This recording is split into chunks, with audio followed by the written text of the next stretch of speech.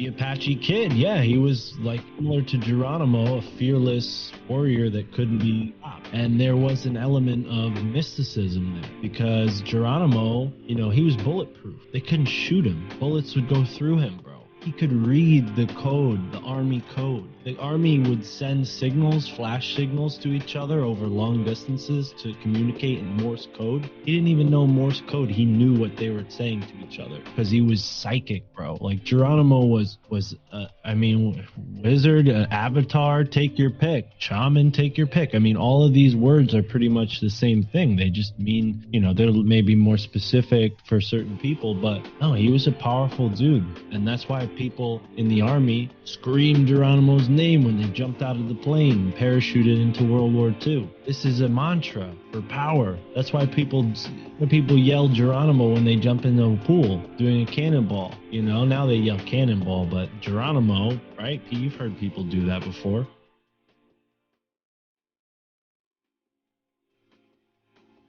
And I'm glad that we're doing this here, Juan, because you always bring a stack of notes in your head. I don't know if you actually take notes, but you're always very prepared with conversations. That's why I love doing Illuminati Confirmed with you.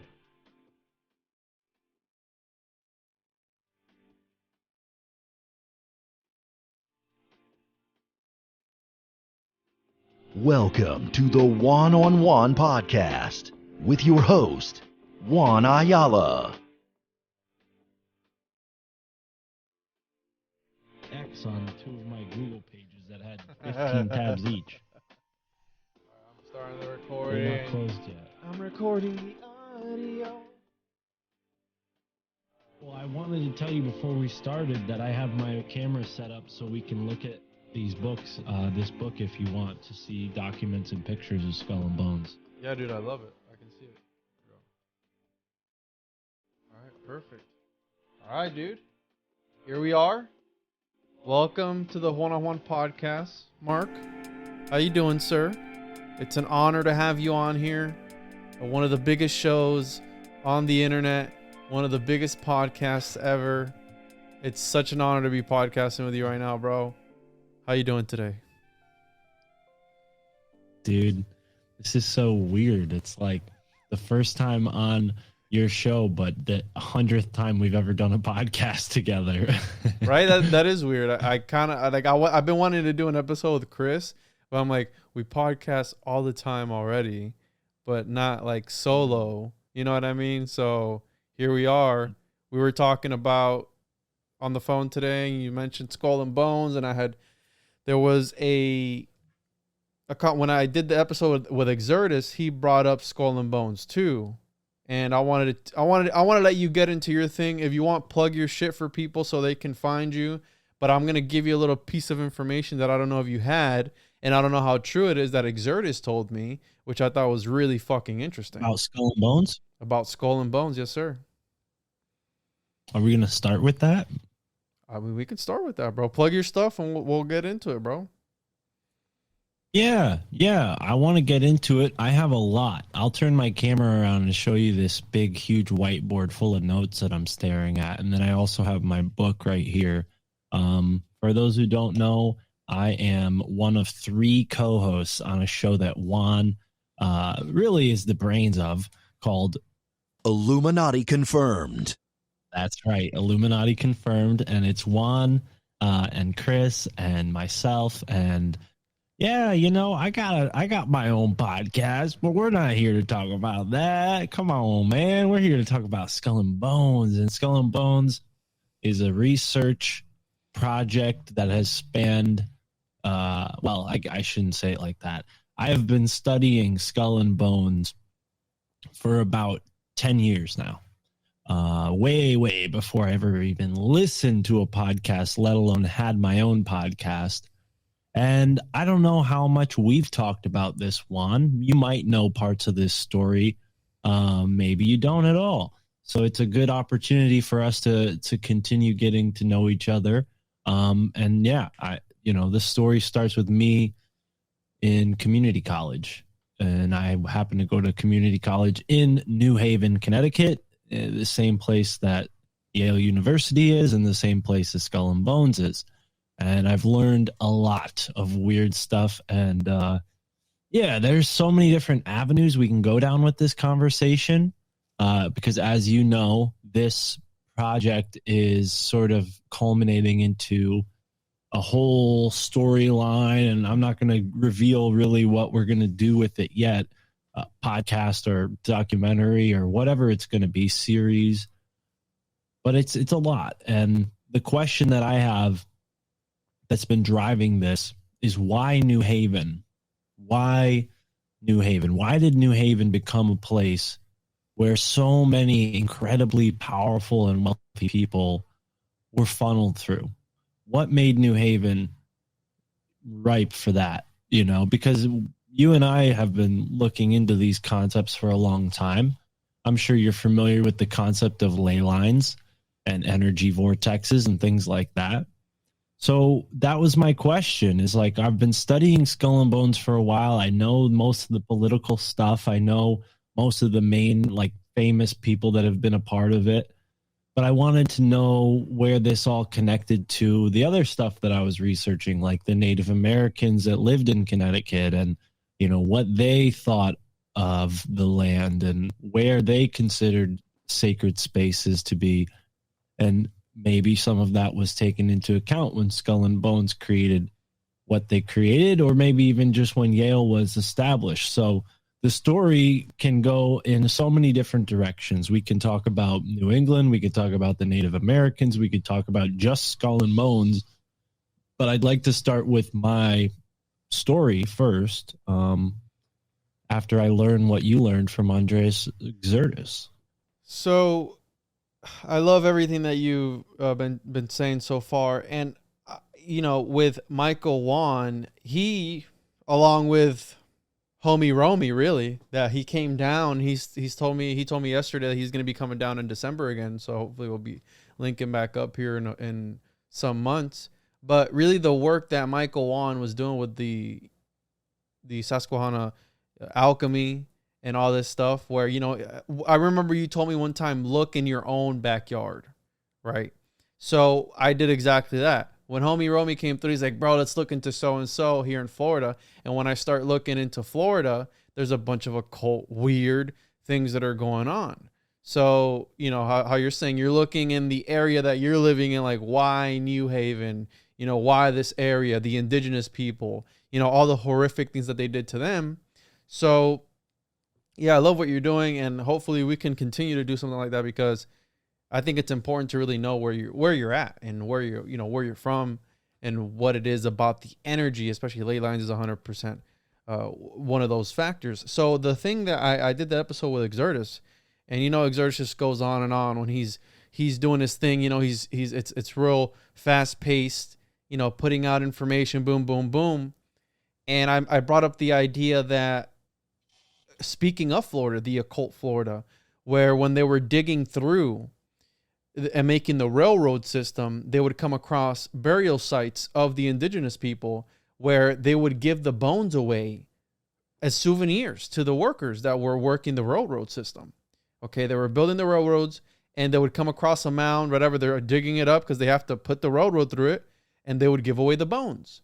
You have the ancient Egyptian belief that if you have the head of a prophet, it prophesizes to you. That's what Baphomet is. So I brought up the idea of Baphomet to Xerxes, and I also mentioned how, for some reason, during the 17th, 18th century, there was this obsession with having a relic of an indigenous person, right? So either a skull, Geronimo's skull, or any bone. And did you know that Geronimo was stationed here in Florida in the Panhandle at a star fort at one point?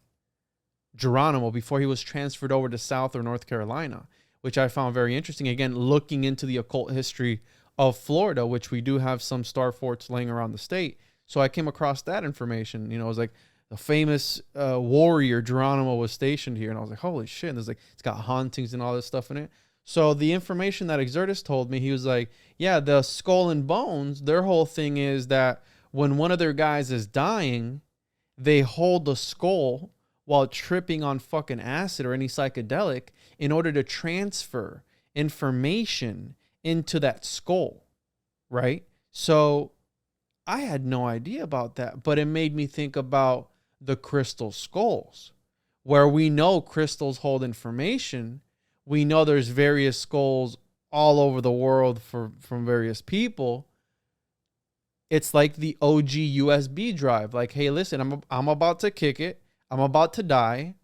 Let's do this ritual where I'll hold this skull, take whatever ceremonial cocktail, psychedelic cocktail. I'm able to tap into something through the Akashic records on this ley line that we're in, whatever.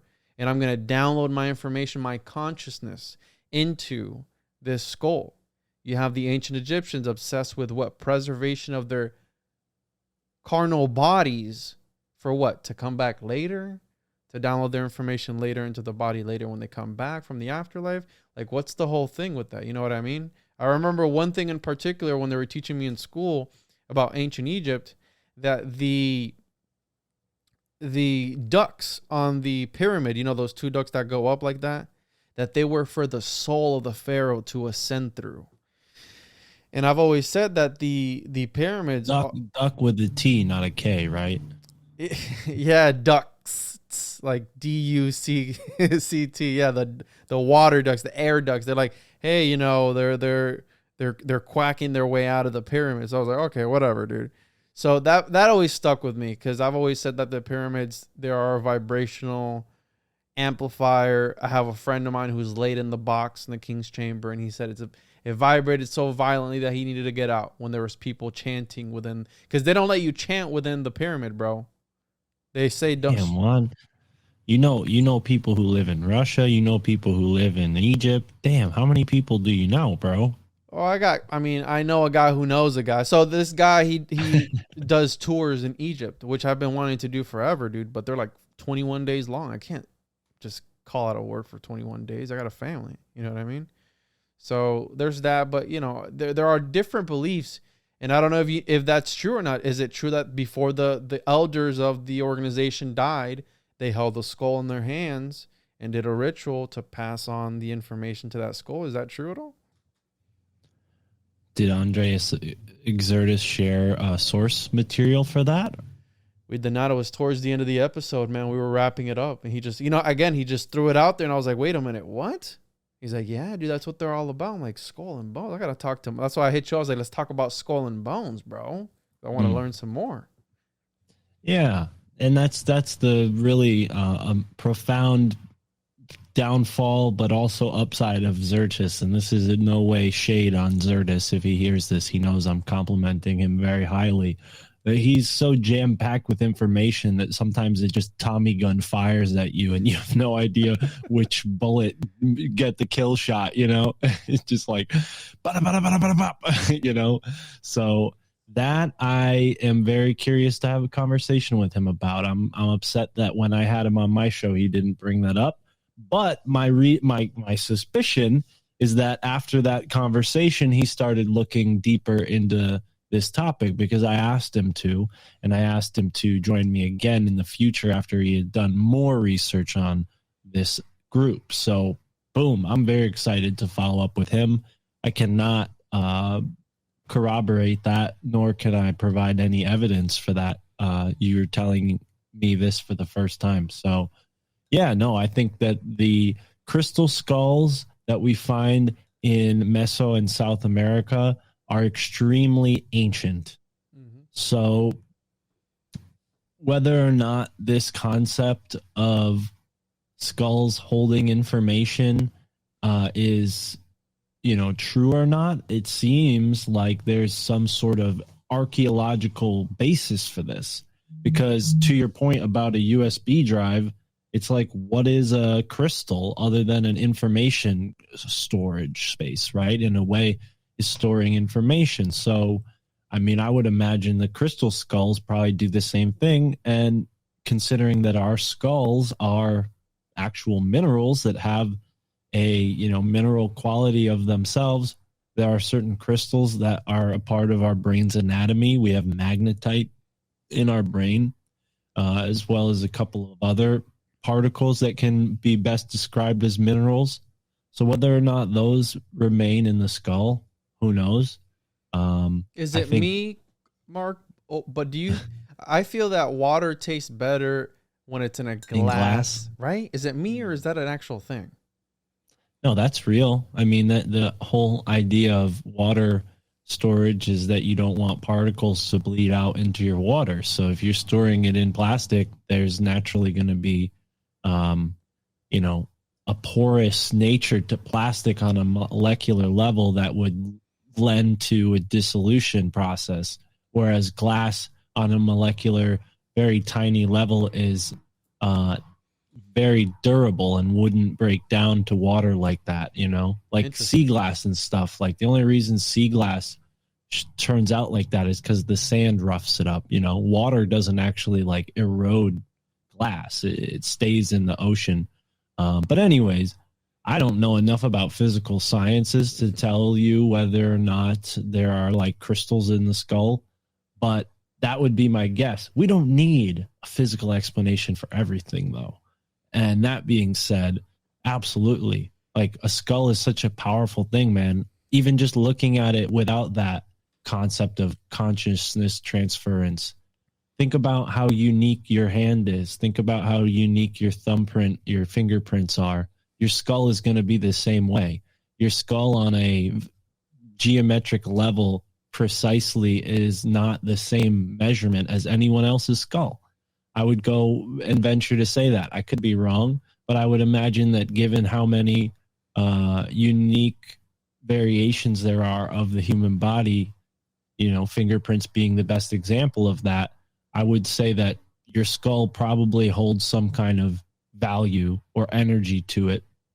But then again, you know, like you and I are not materialists, so we don't need to speak in those terms. I like to start from there to take everybody along with us. So when you stare into the eyes of another person, you're staring into their skull. You know, remove the flesh, remove everything else, and the skull's there forever, right? So I think it's incredibly powerful. You have this concept in Shakespeare of holding a skull and staring into it. You have this concept with Saint John the Baptist and the Templars.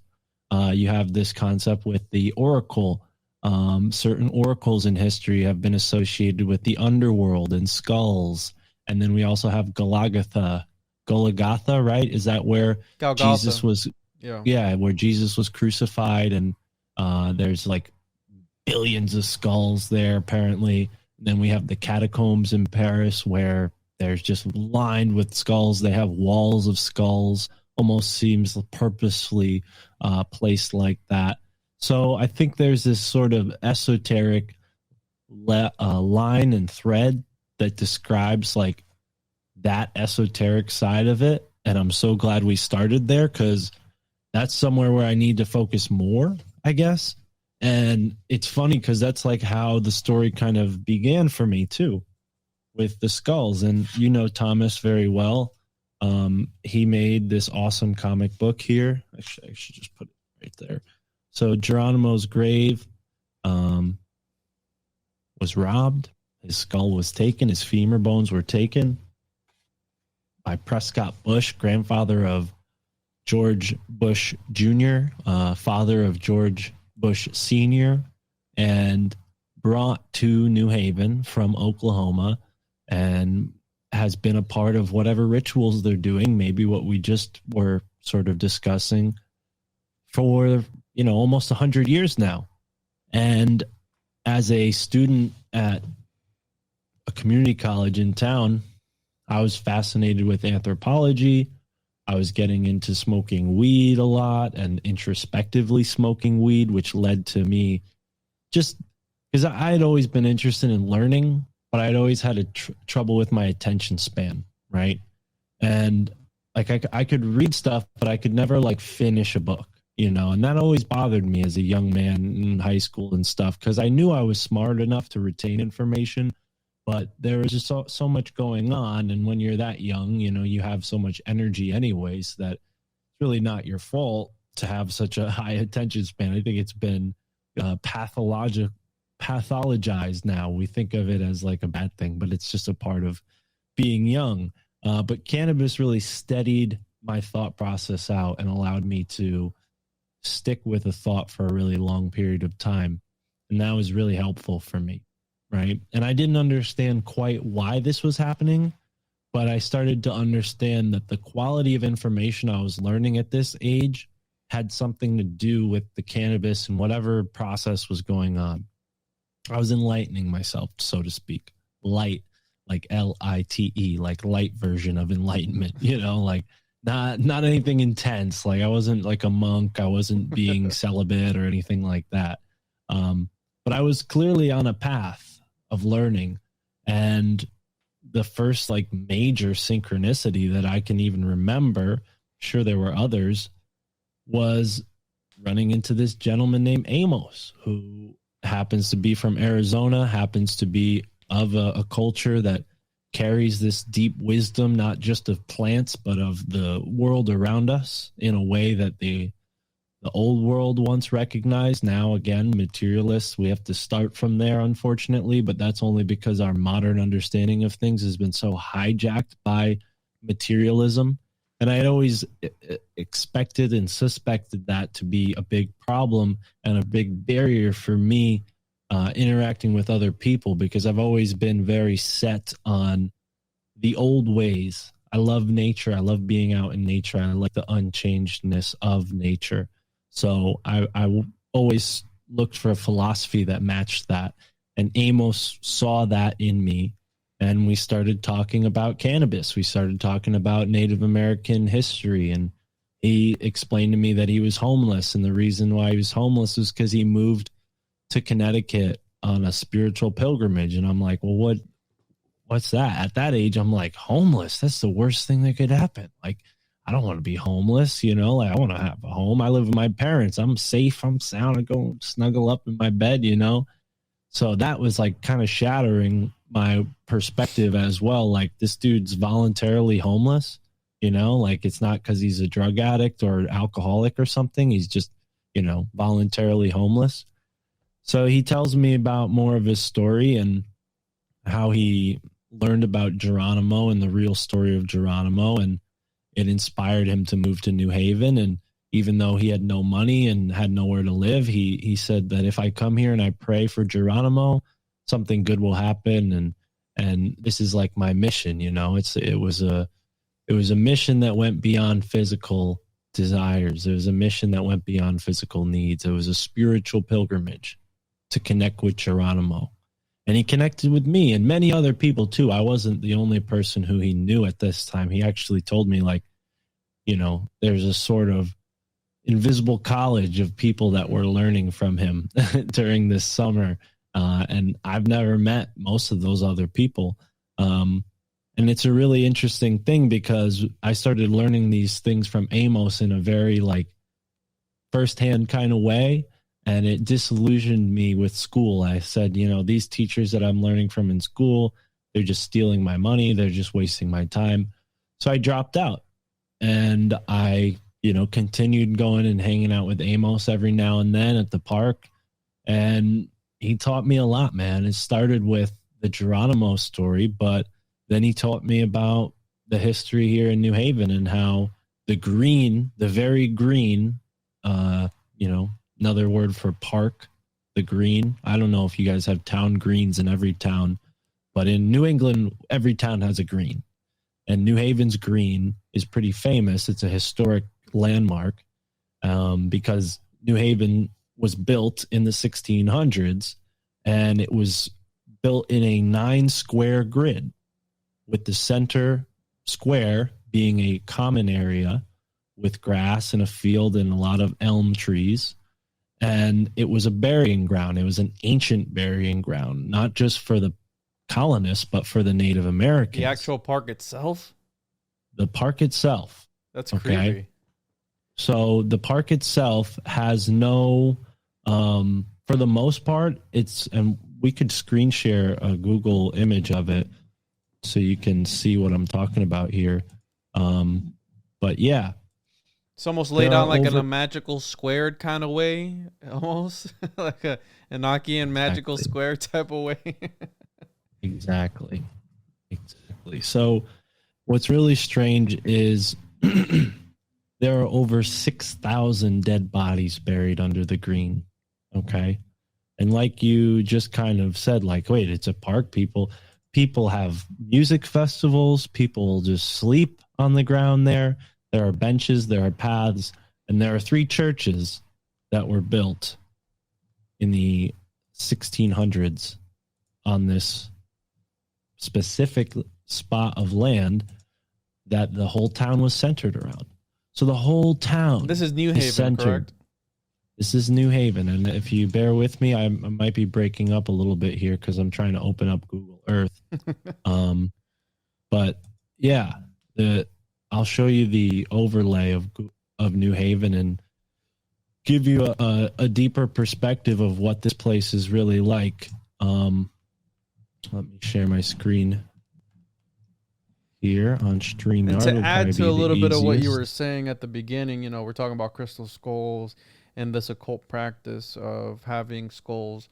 Also, there was a rumor that Manly P. Hall had a copy of, I forget which liber, of Aleister Crowley, and he said that he kept it always in the top drawer of his desk because he wanted to always be reminded of the lowest levels that the human intellect could go to.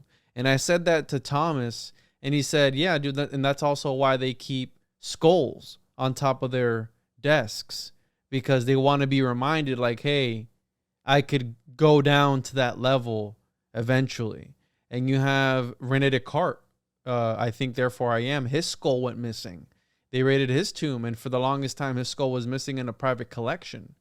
So it's very weird, and this is really weird. Wow. And I'm glad that we're doing this here, Juan, because you always bring a stack of notes in your head. I don't know if you actually take notes, but you're always very prepared in these conversations. That's why I love doing Illuminati Confirmed with you. But compliments aside, you can see now pretty clearly this is the green, right?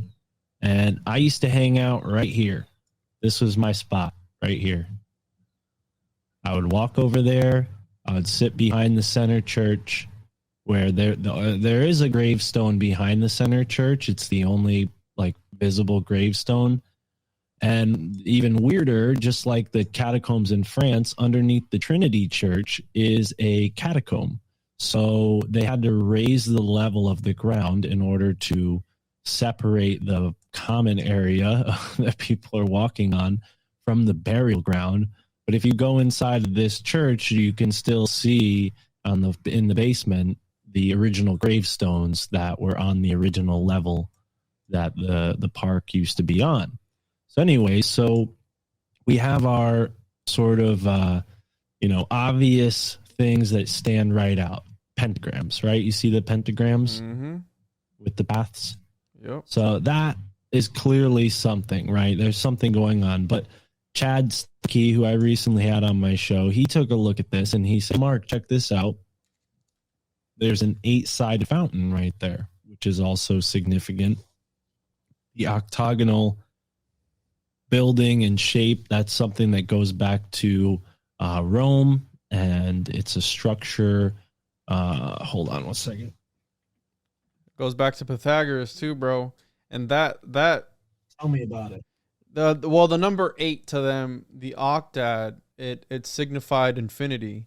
It's the number 8. So when you turn it on its side, it signifies obviously unlimited, unlimitedness. And the number 8 to the Pythagoreans symbolized love, because what's the whole thing? Do what thou will, love is the law of the land, or whatever the fuck they say. And because love is the number one thing that they believe that held everything together. It's the number one thing you're not able to describe. You're not able to describe love. When you look down at your newborn son, you have this feeling of like, holy shit, I would die for you. But you're not able to put that into words unless you've experienced it. You know what I mean? So that's the number 8. I believe number 8 was also the Eleusinian Mysteries number. For why, I don't know, but that's what this is through my research. The Eleusinian Mysteries number was the number 8. I believe either number 8 or number 7. I can't recall, but I'll look over my notes. But yeah, the number 8, and that right directly across from that, if you look, it looks like almost like a sigil too. I forget Where? So across from the other side of the fountain, so not the pentagram, on the other side. I'm gonna look for the sigil, but that one on the other side. So it's like almost like a completed pentagram. Mm. I'll look for You're it. saying over here? Yeah, on the other. Or No, right across from the. There. Yeah. Huh. Yeah, I've had a lot of theories about this because they're not perfect pentagrams. They're not like a perfect pentagram shape. They're kind of Looks missing. like the sigil of Lucifer, bro. Look up sigil of Lucifer and you'll find it. It looks like the sigil of Lucifer. No, yeah, I know exactly which one you're talking about. That top one is for sure. And we'll get into the sigil side of it. But I just wanted to point out that 8-sided structure is like this sort of Tower of the Winds in Athens. And Thomas Jefferson was very famous for building these octagonal structures. You can find a bunch of different houses, and they're all sort of designed in that time when Jefferson was alive, built in that time, and designed inspired by him. So one last thing that I'm going to show you before we stop screen sharing here. Maybe we'll come back to the screen share later. It looks really cool. I must say, Google Earth has really gone out of their way to make everything look like a video game. I don't know if you noticed, but like the 3D that they apply to the image now just feels like I'm in Grand Theft Auto, which hopefully that day will come where they do some kind of game like that. But so this building here, you see the 3 pyramidal rooftops. Mm-hmm. And this right is in there. front of Yale, right? Yeah, so Yale originally started right here, okay? So if we zoom out a little bit, the 9 squares are still around. They're right here. They haven't been altered. So we have 1, 2, 3, 4, 5, 6, 7, 8, 9 squares, right? This is considered 9th square, and we'll get into that in a second. But yeah, this one right here, this is old campus. Yale has expanded almost into other towns now. It's so big. It's a big part of the city now. They have this side of the city is all like hospitals, see School of Medicine, and there's a couple hospitals around the emergency room there.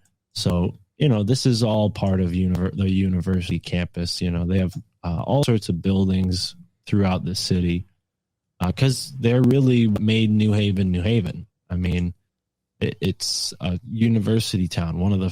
It's the second university in the United States. Harvard was the first. Yale is the second. It's very old, and you get that feeling when you're there, man. It's got an old vibe. And like I said, I used to hang out right over here. Phelps Gate is right here. Phelps is an interesting guy. So anyway, so this 3 pyramidal rooftop right there, that's one of the tallest buildings in the city. It's the tallest building that surrounds the New Haven Green. Got some loud ass birds Amos, in the background, bro. The crows are crowing. They're joining in the conversation. But they are kind of loud. I'm hearing them on my end too, in my mic or in my headphones. Anyways, it's all good. Amos told me that this building here is where a very strange ceremony is held every 3/22, every March 22nd. The graduating members of Skull and Bones come up to this tower. They slice up a living human heart, and they each take a piece of the human heart and eat it. You can see that this is the vision trail, the path that goes right next to the south side of the building. And then right here is a very strange new art structure that almost kind of, they're just like tubes going in different directions, giant aluminum metal tubes that are red or steel. I don't know if they're aluminum or steel, but it's a very massive structure. It's like 30, 40 feet tall, right in between these 3 buildings, the courthouse, the Social Security office, We have an FBI building not too far away as well. There's a local FBI branch right here, funny enough.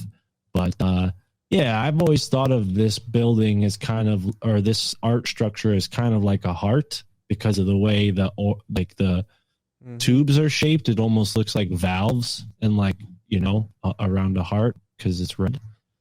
So it's kind of weird, you know, maybe they're eating hearts up in this building. Who knows? I don't have proof for that. All I know is what I can find in books. That's why I have Fleshing Out Skull and Bones right here. This is an excellent book for anybody who's curious.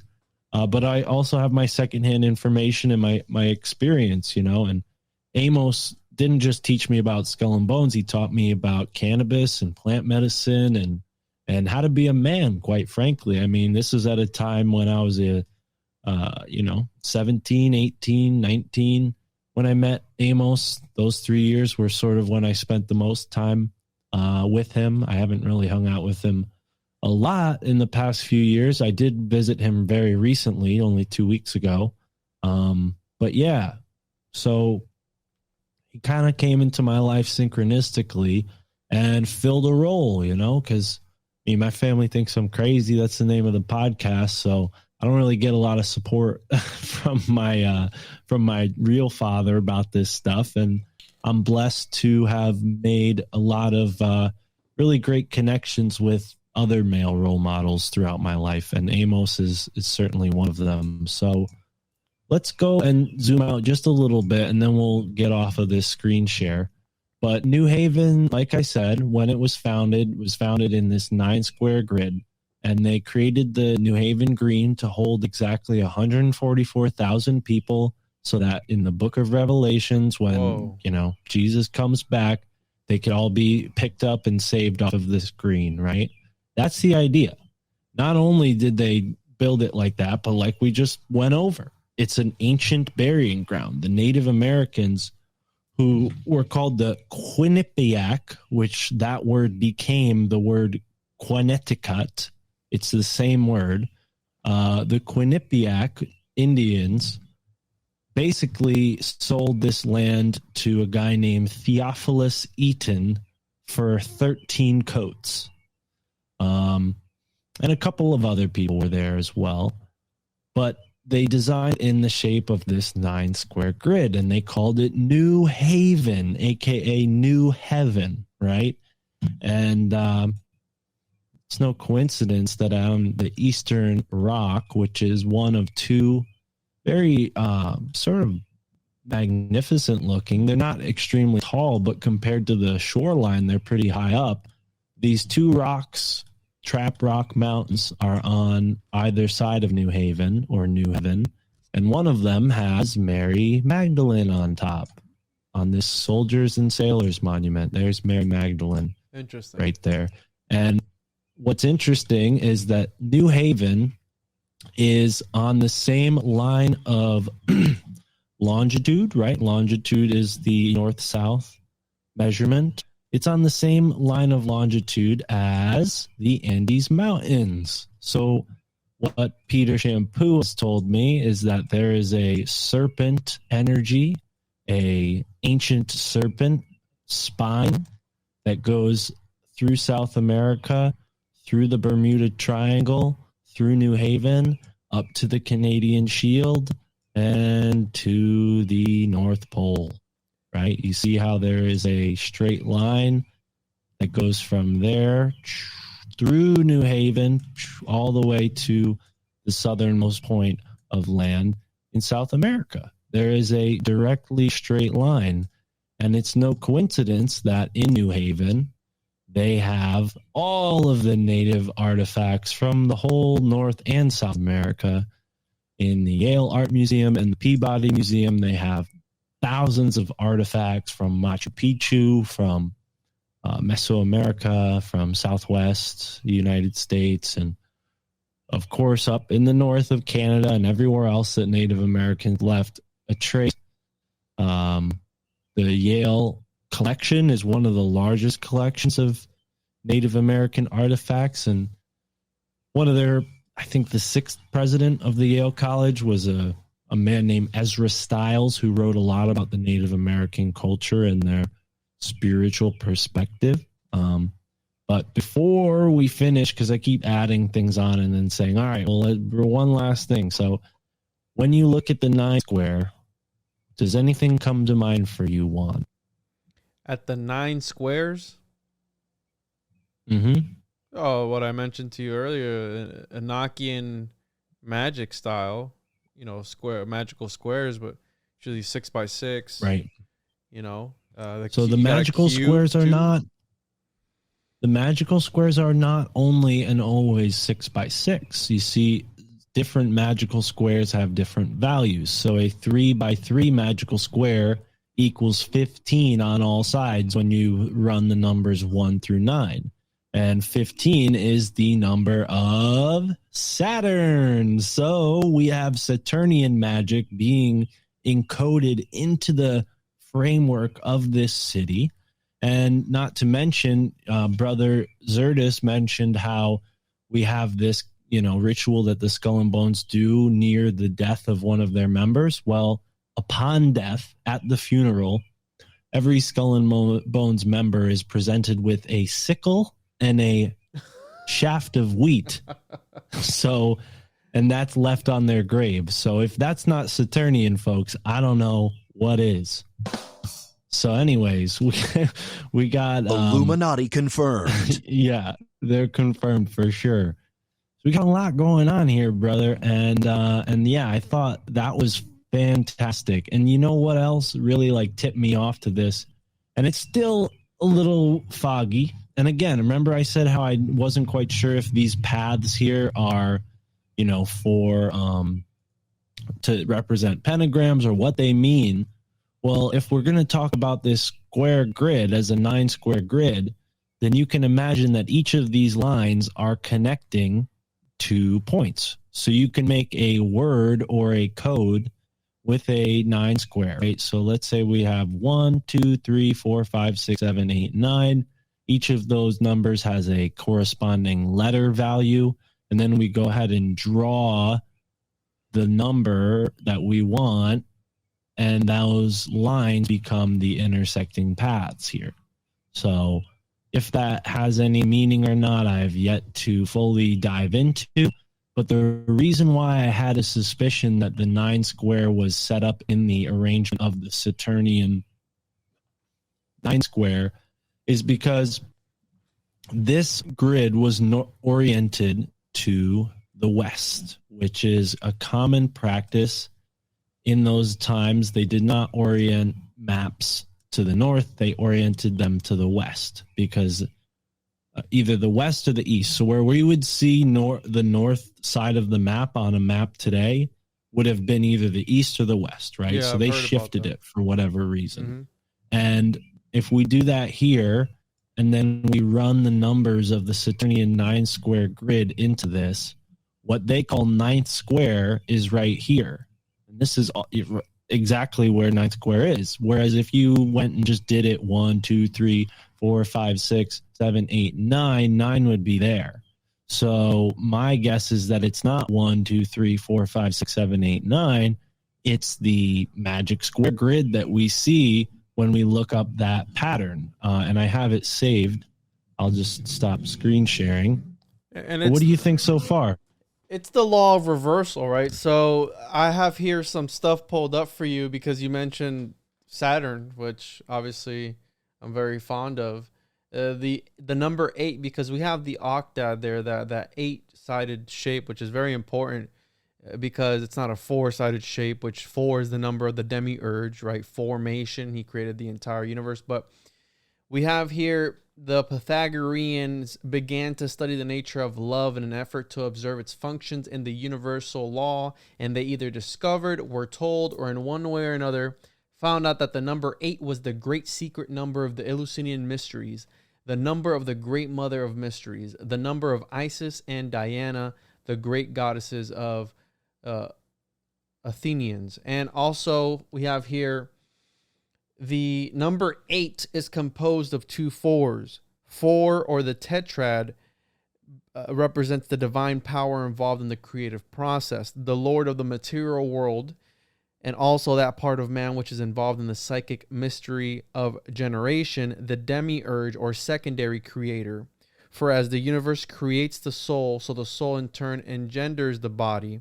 It forms it and molds it into the likeness of itself. Any human being is a tetrad, a body and soul. And we have here the octad becoming the symbol of the two solid bodies. Solid bodies becomes the number of sympathy. So there are different symbols for the number 8 in that shape. In the Two of Pentacles tarot card, this is the symbol of continuous unbroken motion. So you have the aspect of ceremonial magic, which they're doing. You know, it's all about continuation. The number 8 to the Greeks also signified the Ouroboros. So you have reincarnation, the idea of them holding the skull, perhaps to reincarnate their consciousness into that skull or live on or whatever it is. Because you have certain practices of different sorts of homunculus all throughout all of history where they want to escape the Ouroboros. And they do that through becoming so enlightened to a certain extent to where they breed. Maybe that's their way of escaping the reincarnation, samsara.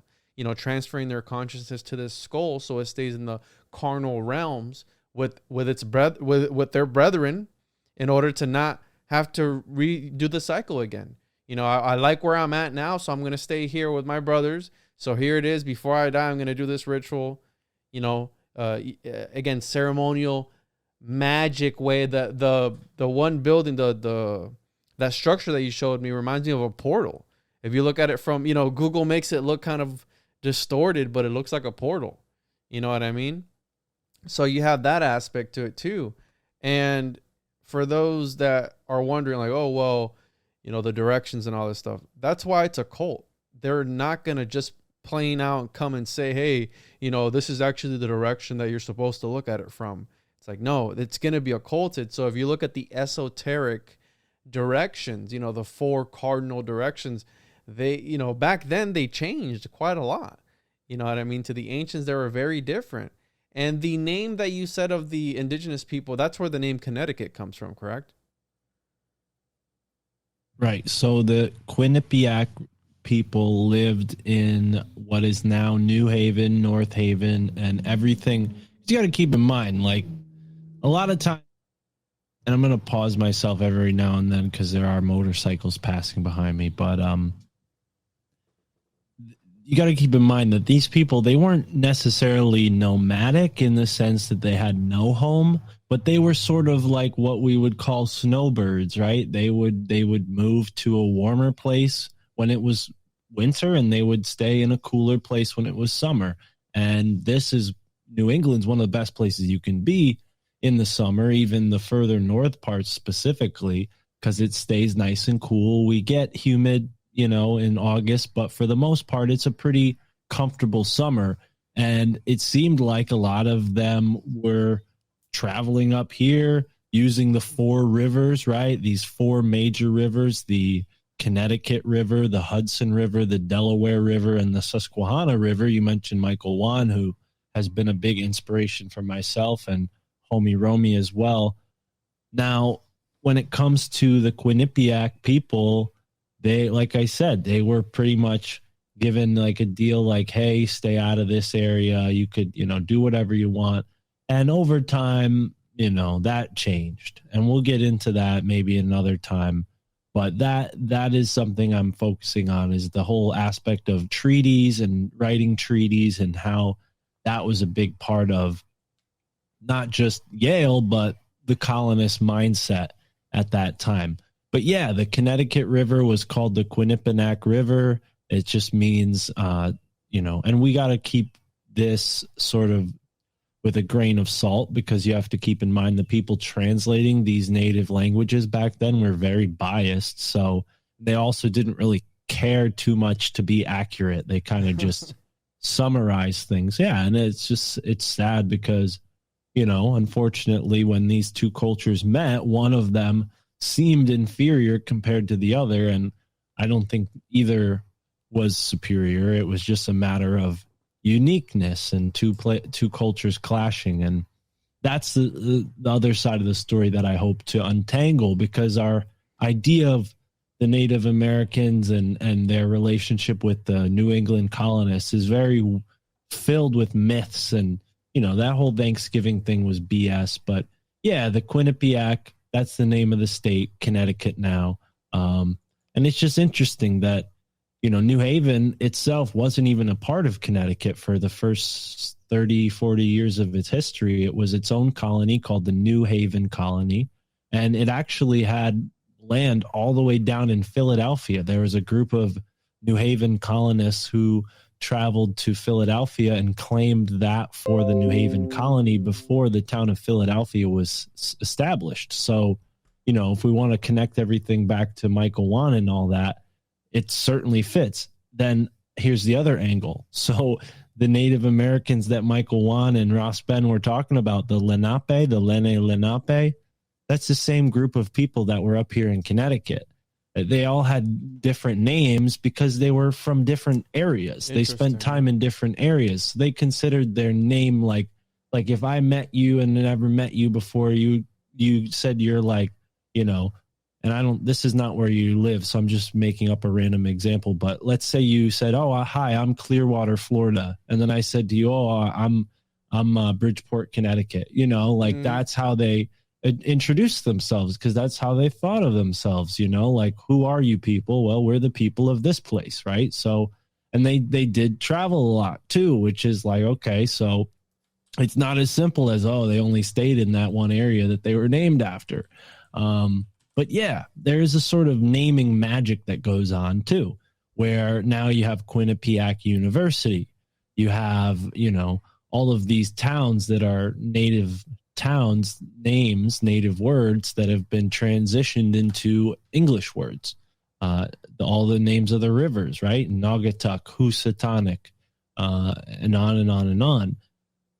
The only exception is the river Thames, which is in Connecticut, and it's named after the Thames River in London.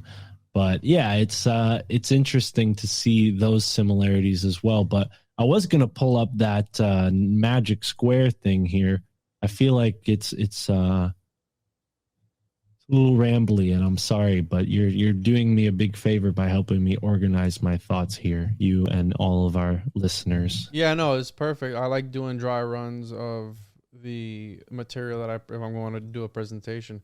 But I'm looking up here. I'm trying to connect some dots where we have the Parsons family, right? Jack Parsons.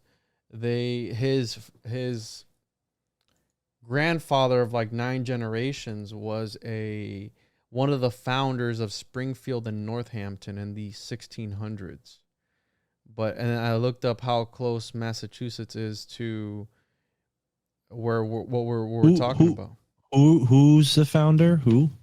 Parsons? Parsons' grandfather by 9 generations, and his grandmother as well was the Witch of Northampton, and she was the jury of that trial, I guess you could call it.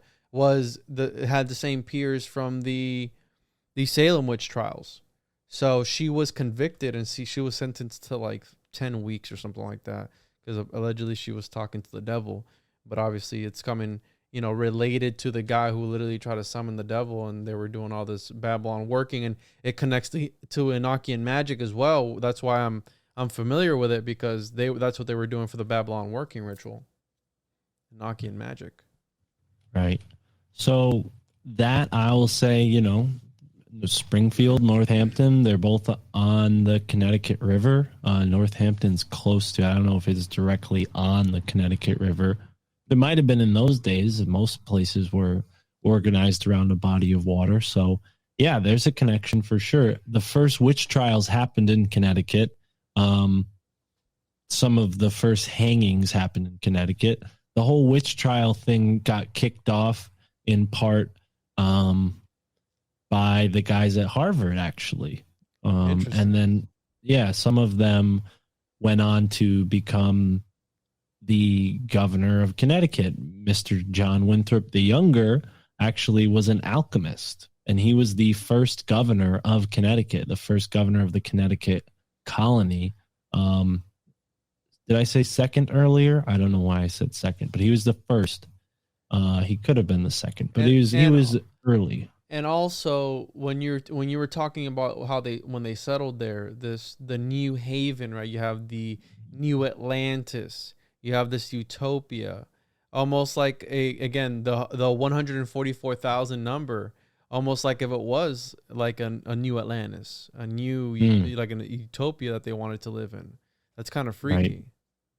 So before we leave the magic square topic completely, this is what I was talking about. Mm-hmm. This is the arrangement where all the numbers equal the same sum, no matter how much which direction you go to add them up, right? 3 plus 5 plus 7 equals 15.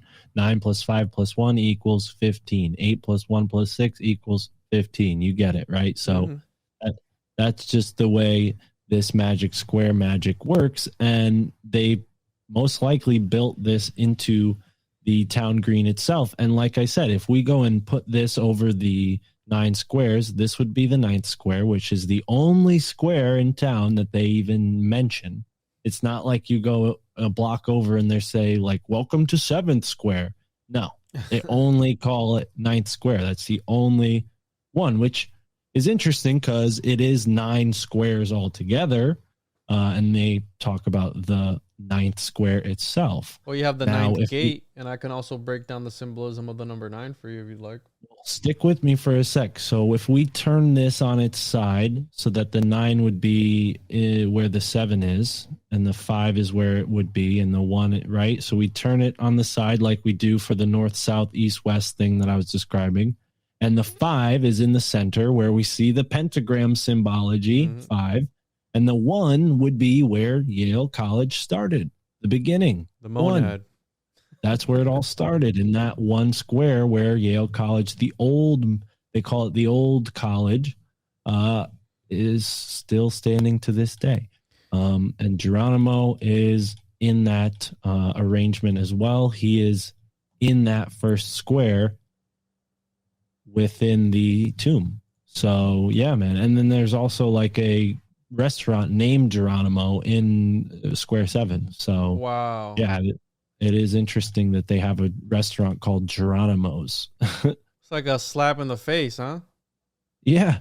Well, here's the town map in that time, and like I said, it's oriented to the west at the top, right? So normally when we look at a map today, the northern border, which is right here where my cursor is, would be on the top side. But in these days, they didn't do it that way for whatever reason. So we would have, just like I showed you up here, just imagine it upside down, 9, 5, and 1, right? So that's kind of the magic at play here.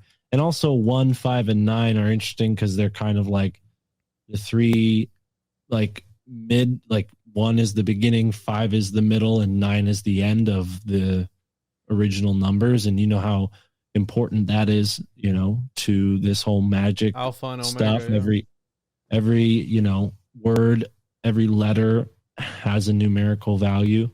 So yeah, man, I mean, this is kind of a bunch of other pictures and stuff that I'm organizing here in this Telegram chat. But yeah, it is very strange that they would build this in this way. I don't find it strange at all. I mean, I think it's according to plan, right? We have the number 9, which is, it represents man. It represents the number of limitation.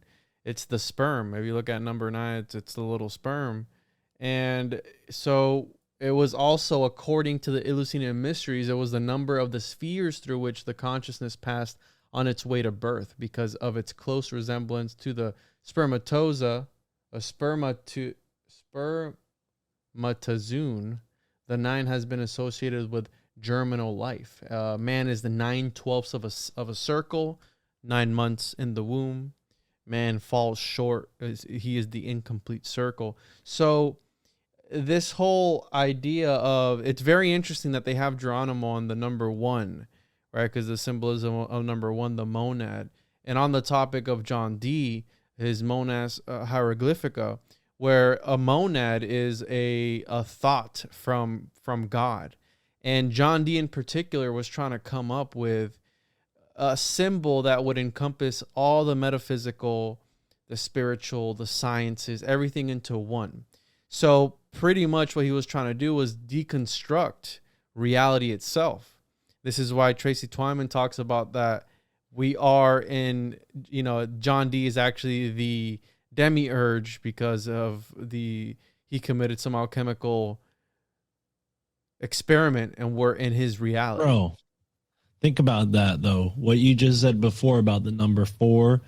D is the 4th number in the alphabet. D is the first letter in the word demiurge. I mean, shit.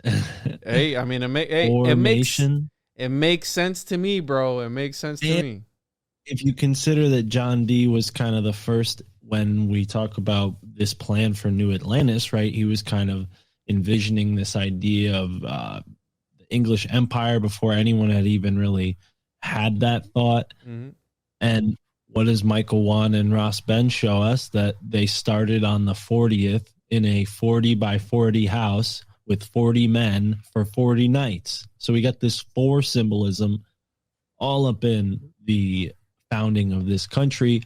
As we know, John Dee was a part of that. And what I want to show with my overall narrative, the arc of it, is how, yes, we had an American Revolution, but the English establishment remained in this country through Yale, through Harvard, and their connections with Cambridge and Oxford.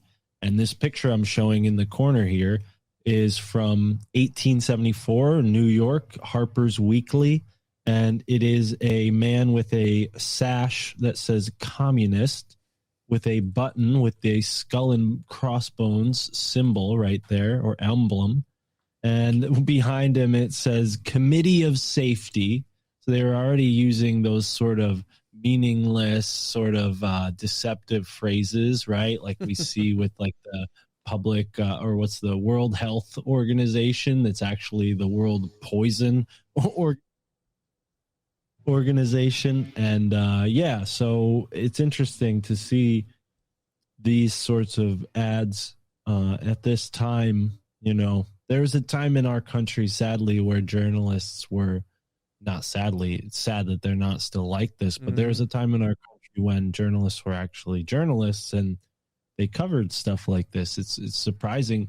You can find really interesting stories about Skull and Bones if you dig deep enough in the newspaper archives. One of them being a story of Chicago businessmen hunting down a fugitive named the Apache Kid. They shot him, left his body under a blanket, and came back a few months later and took his skull and bones and sent them off to the Skull and Bones Society at Yale, as if they were a research group of some sort. Well, you know what I mean? It was an indigenous person, right? The Apache Kid, yeah, he was like similar to Geronimo, a fearless warrior that couldn't be stopped. And there was an element of mysticism there because Geronimo, he was bulletproof. They couldn't shoot him. Bullets would go through him, bro. He could read the code, the army code. The army would send signals, flash signals to each other over long distances to communicate in Morse code. He didn't even know Morse code. He knew what they were saying to each other because he was psychic, bro. Like Geronimo was he a wizard? Wizard, or avatar, shaman? take your pick. Shaman, take your pick. All of these words are pretty much the same thing. They just mean, they're maybe more specific for certain people, but no, he was a powerful dude. And that's why people in the army screamed Geronimo's name when they jumped out of the plane and parachuted into World War II. What the that's fuck, why, bro? That's crazy. Yeah. This is a mantra for power. That's why when people yell Geronimo when they jump into a pool doing a cannonball. Now they yell cannonball, but Geronimo, right? You've heard people do that before. In movies, The Tropical Thunder, I think, was one of the movies where like Geronimo, and I think the one with Jack Black in them. So it's in Hollywood, but I didn't know that about. I'm ignorant to the whole Geronimo topic. Obviously, than the things that I've stumbled across, and I have the Seminole and Osceola tribes here, the Timucua people here in Florida, which were giants allegedly. And again, it's very interesting that you're bringing this up, but I didn't catch on that aspect. That's the thing, a lot of people, when they get into Native Americans, they have this or at least, get into the concept and the culture and like trying to learn and understand more, they get this idea that like, oh, well, there's this group and there's this group and there's this group and they all do different things. Yeah, that's true. But in reality, before the colonists came and split everything up, they were all one body. They were all one culture. They shared the same Mayan calendar. It wasn't just the Mayans calendar. It was the Indian calendar. It was everyone's calendar. They have evidence that people, up in Nunavut were using the same calendar that the Mayans were, and people all the way down in Chile are using the same calendar in ancient times, not recently, ancient times. So, when we talk about different groups of people all around, we got to keep in mind they were trading with each other. They had, goods that only came from Mesoamerica that they've found all over the Mississippi Valley, up here in New England, out towards the Pacific coast. So, yeah, I think, as interesting as each individual group is, idea tends to take the value away from, or the truth away from what the Native Americans really were. And that's part of the magic, this idea of categorizing them like they're some sort of animal. Like keep in mind, they're for 200 years, 200 years ago, we'll say, that makes more sense. But 200 years ago, Black people, Hispanic people, Native American people, to white people, not to me, but to white people at that time, or European people at that time, they were not considered human beings, which is this fucked up thing to even think about, and far be it from me to go and play the social justice warrior bullshit. But I think that's part of the social justice warrior bullshit, is to get people to forget about the atrocities of the colonization and think that it was all, oh, these mean Southern people, or, oh, these mean racist people that aren't here now. No, man, they're all here. They're the elite. They're the establishment, and that happened in New England first. It happened in the southern states as well, and that's not my forte because that's not where I'm from. But yeah, it happened here in New England, and that's what I'm keeping track of, from the Plymouth colony to the New Haven colony. These colonies came in, they set up shop, and they basically couldn't survive without the Native Americans, right? There's several different stories of Native Americans offering not only just goods, but lessons in how to farm and what to do with the land, because it was a different type of land than the Europeans were used to. It had different uses, there's different things that they could have learned how to eat, and it was only possible that they would do that with the help of the Native Americans. So that's been forgotten. This whole lie about Thanksgiving has been established by the Harvard and Yale think tanks. And, oh, everybody got along, and the Native Americans couldn't stomach our plague viruses that we brought here, so they all died. It's not that simple. Yes, there were plague die-offs. There were illnesses that hurt the Native Americans, weakened them, and killed them. But the weakening was what really did it, because if the Native Americans weren't weakened by these illnesses, they would have probably got together at some point and said, hey, let's start fighting back. And a lot of them did, which is why we have King Philip's War. We have the French and Indian War, where certain Native American groups were on the French side and others were on the British side. And here in Connecticut, we have the Mohegan Sun casinos. Well, the only reason why we have Mohegan Sun casinos is because the Mohegan tribe said, okay, we'll take your side, British. And the British and the Mohegans fought the Piqua. And the Piqua all were killed. But the Piqua were the destroyers. That's the name. Piqua means the destroyers. So even the Piqua didn't belong here in Connecticut. And you're like, huh? The Native Americans didn't belong? It's so complicated, man. You have Mohawks that were coming down into Connecticut and causing all kinds of trouble. So the Native Americans that lived in Connecticut were already dealing with all different groups of people that were natives that were causing threats to them. So when the British and the Dutch and the French all started coming in, they started making alliances and making deals and saying, well, hey, if you want to trade furs with us, help us go kill our enemies over there. You know, it wasn't like one contingency of people trading with one another. That was true. They were trading with one another to some degree, but there are some real bad hombres back then on both sides that would, you know, come around and fuck shit up, right? Like the Mohegan, they were all set up. They had a nice little spot set up, but the Native Americans that lived further west along the Housatonic River, they couldn't really get off like the Mohegans did because they were constantly on guard from attack. They had all these like high mountains that they would live on along this river valley so that when the Mohawk came, they could signal to each other, hey, watch out, get your, you know, men ready.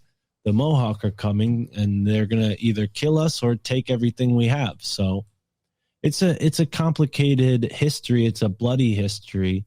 And a lot of people also forget that there is a time in the United States when nobody moved past what we call Satan's axes, right? So I was mentioning Peter Shampoo earlier and his ley line that he showed me, the one that connects Peru and New Haven Nobody and the Canadian Shield. This line you said? There was a line, not the one I showed you, but the one I'm about to describe. And it was called Satan's axes back then, because everything west of Satan's axes was Satan's land. It was, you know, to the early religious zealots who thought the Native Americans were devil worshippers, it was all considered Satan's land. So, you know, that's why we have all these sacred Native American sites that are called Devil's Den and Devil's this and Devil's that, right? That's where the name gaming also comes into play too. But Satan's axes is this ley line that runs from Mexico all the way to Boston. So it goes through every major city on the East Coast. And that's not by accident. You know, they were following this ley line and building along it because the people that came here, the Masons that came here, had a science from the old world of how to follow and measure these energy lines. And they built, you know, Washington, D.C., Philadelphia, New York City, New Haven, and Boston all along this line that also connects with the pyramids in Mexico. So, I mean, when you consider that, it kind of brings like a sinister energy to this ley line, because I think we've talked about this on other shows. Ley lines are like conductors of energy. They carry energy from one place to another. So if you go and kill a bunch of people on a ley line, that energy gets spread along that ley line. And what happened at those pyramids in Mexico, right? People were sacrificed at the top of the pyramids. Their hearts were cut out. What were we just talking about in New Haven? People's hearts being eaten at the top of that tower. So there's a connection here that goes really deep, man. And yeah, I mean, we haven't even gotten into the espionage, the drug smuggling, and the whole secret society aspect of Skull and Bones. I'm just kind of laying the foundation here to show you why Skull and Bones would emerge from a area like New Haven. It's an area that has a history of mystery. I want to talk more about this Geronimo thing. I looked up some stuff here where he had a vision. He was talking about power is everywhere. It lives in everything. It might be known through a word or come in the shape of an animal. We all have power, but some tap into it into different rooms. Power speaks to those who listen. The greatest thing a person can have in Apache belief is power, and that's how he supposedly went into the desert, had a supernatural vision, did a prayer, and he was promised to not be harmed by the bullets. No gun will ever kill you. I will stop the bullets of the Mexicans and guide your arrows. So it was after cutting his hair. He burned the belongings. He is said to have ventured off into the desert. There alone in the starkness of his desert surrounding, he held his head in his hands. So holding the head, the skull, in his hands, and he wept bitterly. Suddenly an audible voice spoke to him. So, and again, I've talked about this before, where you have the RH negative, the haplogene X group of these indigenous people, where they're more tapped into the supernatural. That's how you get the skinwalker, and you got all these different supernatural aspects, metaphysical, the Wendigo, the Wentico, the, you know, all these different beliefs. It's black magic for the indigenous people. Now, I'm not saying that Geronimo was doing black magic, but he was, I mean, you know, and there's this belief that in the desert, you're talking about Satan's land, the devil's land. Well, where was Jesus tempted by the devil? In the desert, right? You have these areas of vast openness, the Everglades, the Saharan desert, whatever desert you have, that's where the jinn live, right? These evil spirits, that's where they live. This is where all the, you know, these demons live, these open areas. That's why I believe in these things where we're not so. I've heard it put in a way where we're not supposed to be there, right? Because there's this supernatural aspect to it. Almost like when you take psychedelics, they say the reason that you see these entities on psychedelics and they look at you funny, it's because you're not supposed to be there. Well, there's certain energies where you're not supposed to surround yourself, right? So this is how we get, I believe this is how we get all these stories about, again, the skinwalker and all these things, to scare children from going out into the open areas or anything like that. Last night I was watching I think it's called Love, Sex and Robots or something like that on Netflix, and it's like these different animated series, like these different animated episodes, and in one in particular, it was called The Grass, and this train stops in the middle of this field, and there's tall grass all over, like around the outside. It's the middle of nowhere, and the locomotive conductor is telling the guys, like, he's like, hey, can I have a smoke? He goes, yeah, but don't go wandering. And he starts following these lights in the grass. And it's almost like the Children of the Corn type of thing, where when you go into the grass, into the tall corn stalks or whatever, you don't ever get out type of thing. So apparently there's all these spirits trying to drag people into the fields. And it was people who were trapped inside the fields that would become these monsters and just keep dragging more and more people in.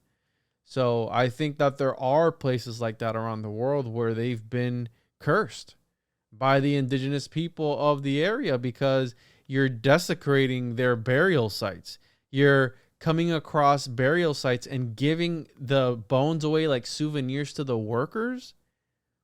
If that doesn't bring any bad juju, I don't know what the fuck will. Is it that they're cursed, or is it that they're not in right relationship with the land? You could look at it from both ways. Absolutely, you could say that they're not in the. Because let's think about power and what you said about Geronimo. When you come to a place of spiritual knowing, you realize that the material world is not where the truth is. It's not where the light is. It's not where God is. That's not it, homie, as Chris would say, right? That's not it. That ain't it. You know, the material world is what we've been taught over time to consider powerful. What do people think? What does the average kid think right now about power? They think Jay-Z, they think Elon Musk, they think Kanye, or whoever has a bunch of money or does some kind of mainstream accepted famous thing, right? So that would be power. But in Geronimo's days, what was power? Power was a spiritual connection, not just to God, but to your higher self, to your highest version of yourself, to the highest version of who you can be for your community. Because that's what was important in those days. And we know the power of 8. We know the power of a community. I mean, shit, the power of 8, right? That Lynn McTaggart, 8 people who are all thinking in unison, right? We're living in Tower of Babel days where nobody's in unison, not at least in a good way. They might be in unison in like a drone bumblebee kind of way. But the Native Americans, in my opinion, and this might be false, some people might be shocked by this, but in my opinion, the Native Americans were living closer to what we might have considered people in the Bible to have lived like. And that's not to say they're primitive. It's just to say that they thought of the world as God's kingdom in the truest sense. So that's been corrupted in a major way. And we as human beings have lost our ability to connect with the natural world, God's kingdom, because we're trapped in Satan's prison or whatever. And I think that's why we feel cursed when we're in these places that are responding to our energy. They're responding to the fact that we are so inverted that instead of receiving blessings, we're receiving curses. You know, it's like when you put the batteries in backwards in your device or something, right? You have to put the plus and the minus the right way. If you flip them around, the device doesn't turn on. And even worse, the device might bust. It might break. I mean, batteries are pretty safe nowadays, but if you put some old school batteries in backwards, you might cause some kind of crazy science experiment, right? So I think that's what we're talking about here is like we as human beings have lost our connection to the sacred space that we reside on, this ancient landscape that has not been tainted by war and massacre. It's certainly gotten closer to that over the past however many years. But I think that's a part of it is like there are these big battles that get commemorated and their energy gets anchored in. And then those become haunted places, right? This whole concept of like a burying ground. Oh, what it's is thermodynamics, bro. Energy cannot be created nor destroyed. So that's the origins of evil. That's how we got. And is it not transmuting that energy to go and give respect to the dead? Yeah. By, you know, you're like a conduit helping that being come back to life in maybe in a reincarnative sense, or maybe just in the simplest sense of like they're not forgotten. But I think that's a big problem, especially when we go to New Haven and focus in on the green. There are homeless people doing drugs and sleeping and having sex on the green. Should that happen in a place where people who were ancient are buried? No. Does that happen in a cemetery? Probably not. At least not the ones that are kept well kept, you know. You don't just let anybody go and like roll around on your grandma's grave and do crazy shit. But like in New Haven, like there's been Occupy Wall Street, music festivals. I mean, Bernie Sanders gave like a huge speech on the New Haven Green a couple years ago, 2016, obviously. Wow. Yeah, so there are a lot of really big things happen. And Yale's a huge school. It's a very influential school. So a lot of important people have walked across those grounds. And we're talking about St. John. We're talking about the tomb. There's a skull of St. John that the Templars used. Well, Skull and Bones, right down the street, they have the crypt of St. John. And it's not St. John the Baptist, but it's a different man by the name of John who played some sort of role in history. And he was buried in their cemetery for whatever reason. And it's strange because he wasn't living in New Haven at the time, but they made sure that his dead body was shipped to New Haven to be buried in this spot. So he was chosen to be John the Baptist, at least symbolically.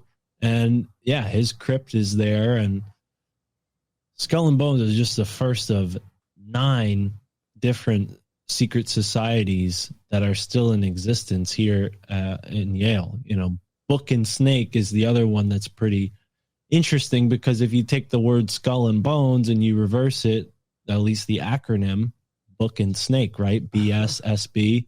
So we have this sort of rhyming going on.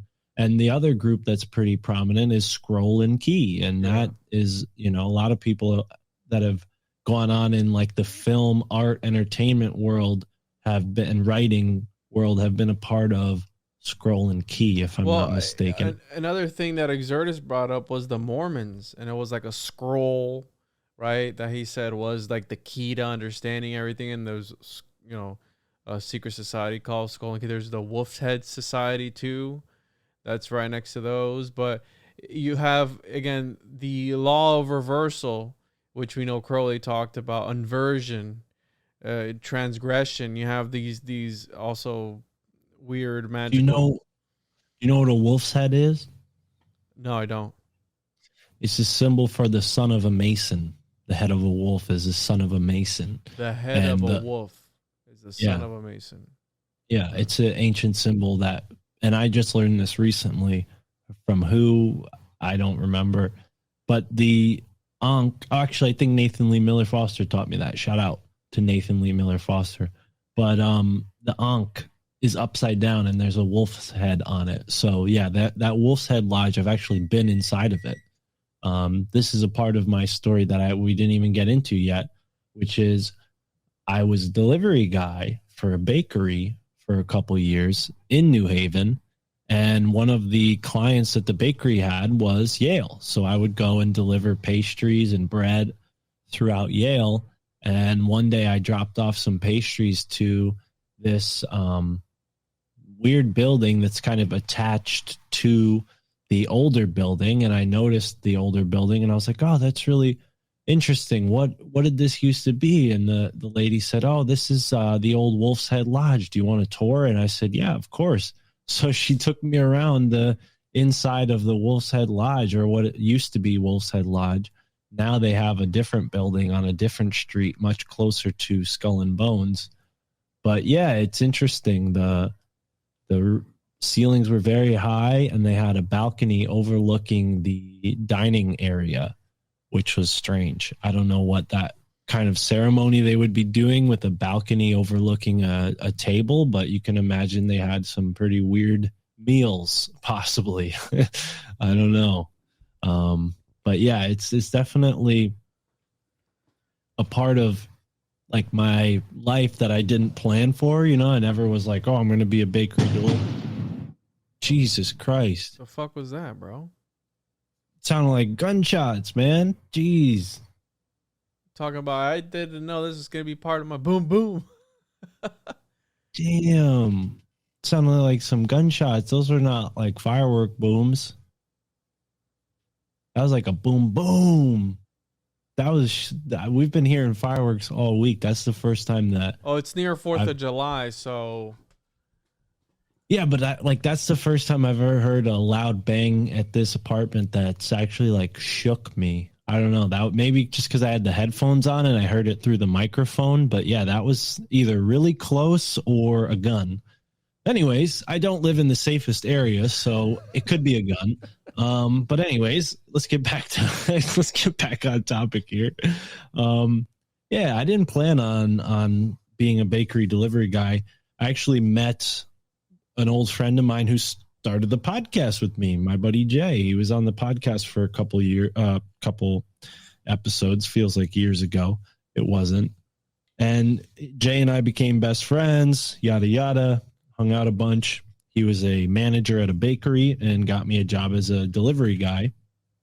And the fraternity that him and I met in is a fraternity in New Haven. It's not a secret society or anything like that. It's just a college fraternity that got kicked off campus and now does everything, underground, so to speak.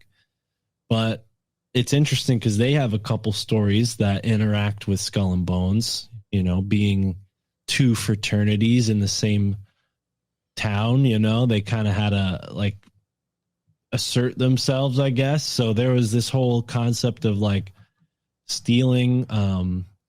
It's called crooking. Skull and Bones does it. They go and they crook things, right? And they usually take license plates and other memorabilia type stuff.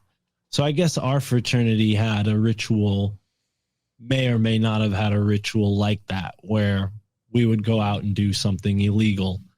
And yeah, one of the groups of brothers that was way before my time had this weird night where they had a run-in with Skull and Bones. And I remember that was one of the stories that they told us when when I was a new guy in the fraternity. And I was like, huh, that's weird. I know all about Skull and Bones. And I thought immediately, oh, everybody's going to want to hear about my Skull and Bones stories. And they were all very, very quick to shut me up and tell me, we don't really care. It's just, it's just something they were saying to scare me. They weren't and not me specifically, but the new guys, they weren't interested in it. It was like a drinking fraternity. It wasn't intriguing fraternity. But anyways, I made some really good friends there, and Jay was one of them. Jay got me a job at the bakery. The bakery had a contract with Yale. Next thing I know, I'm delivering bread inside of Yale because they're very unorganized with that kind of thing. And they're just like, yeah, just drop it off in the kitchen. You know, they don't have like a security guard to like bring it or something. Illuminati confirmed. Or you're walking around in Yale, bro, Skull and Bones. So I was walking around in Yale. I never got into the tomb or any of those secret society buildings beyond the old one. It's no longer a secret society building, but the Wolf's Head Lodge, I was inside of that. But yeah, it's just weird, you know, how life like spins you full circle. Like I met Amos, learned about Geronimo, and then next thing I know, I'm in the former home of George H.W. Bush on the day he died. Okay. So Illuminati confirmed. So every Tuesday I would drop off pastries at this one building. It's called the economics department. And funny enough, it used to be the home of George W. Bush when he lived in New Haven, because him and his son are both Skull and Bones members. George H.W. Bush lived in New Haven when George W. Bush was a young man, like a boy, actually, very young. Then they went to Texas, and that's how they got that whole cowboy persona. But originally, they're New Haven people. And I happened to be delivering pastries in this building the same day that George H.W. Bush died. And I don't really have anything else to add to that other than it's just strange, the timing.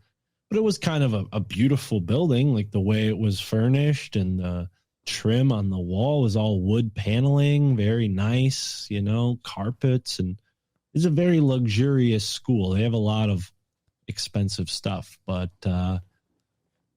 that's kind of, you know, where the interest kind of like smacked me across the face. And that's when I got really serious about this podcast thing, because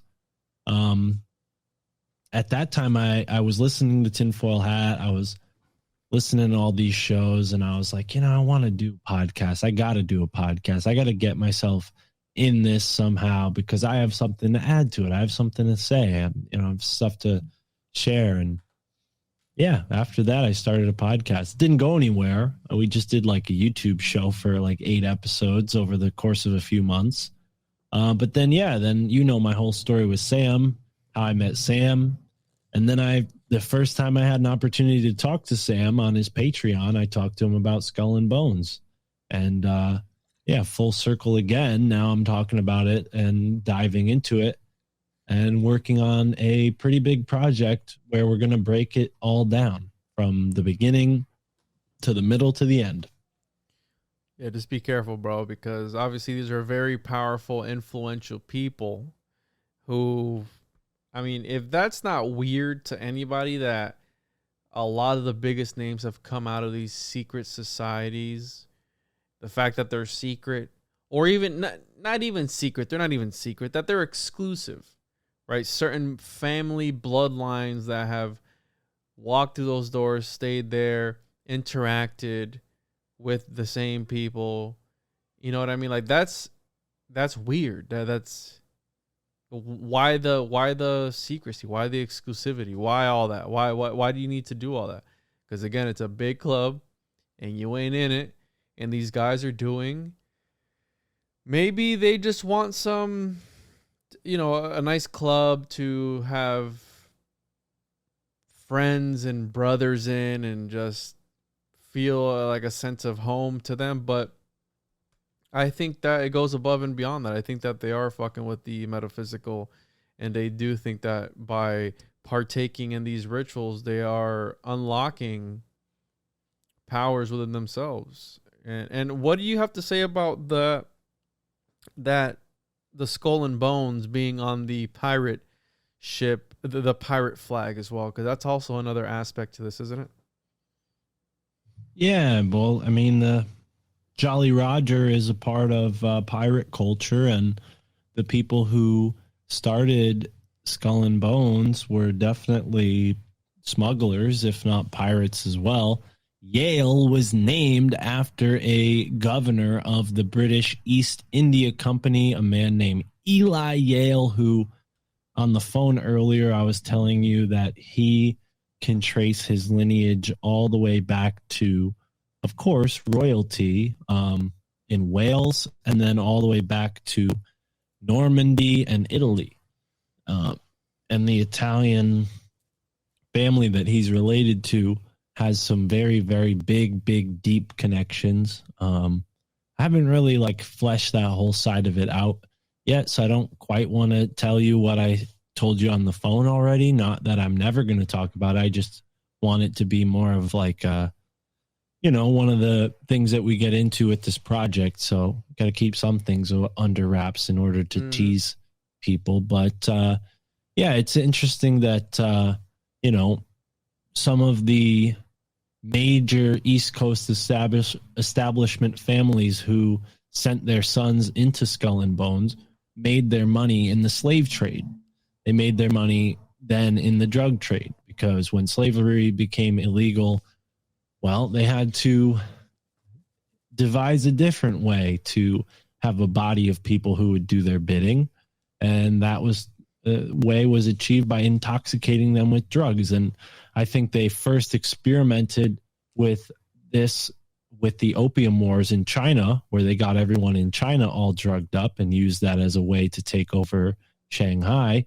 But it's possible, right? No, I'm sorry, Hong Kong. Hong Kong is still, to this day, somewhat a part of the British Empire, right? It's not technically a part of China. I think the communists took it back, but it is sort of like the window to it's like the bridge to the West, right? Hong Kong is like where a lot of expats go in China. So yeah, it goes deep. I know we're kind of coming on 2 hours here. We spent a lot of time talking about a couple different things, but yeah, the connections with Yale, they go way back. I mean, some of the with the drug smuggling and the piracy thing, it goes way back.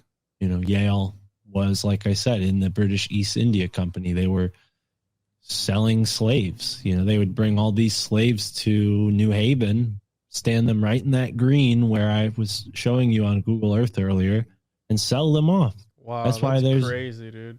Yeah, people think people think it only happened in the South. No way, man.